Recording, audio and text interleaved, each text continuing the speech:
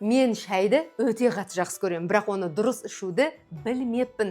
Таяуда Қытайда болғанымда шай туралы 3 ақиқатты білдім. Мұны әрбір қазақ білуі тиіс. Бірінші ақиқат, шайды ояту керек екен. Яғни жапырақтарды шайнекке салғаннан кейін ыстық су құямыз. Одан соң 1-2 шайқап бұл суды төгіп тастауымыз керек екен. Осылайша біз шайды шаңнан, тозаңнан тазартамыз. Шын айтқан кезде мен осы уақытқа дейін шайды шаң тозаңмен ішіппін. Екінші ақиқат, қазір күлерсіздер. Ес білгелі мен осы уақытқа дейін шайнекте демделген шайды тікелей пиалаға құятынмын.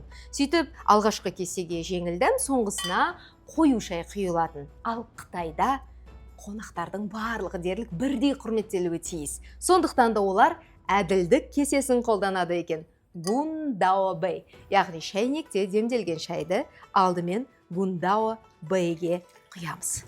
Тек содан кейін бірдей дәммен, бірдей мөлшерде шай қонақтарға таратылады. Үшінші ақиқат, Қытайда әр жұтымның өз философиясы бар.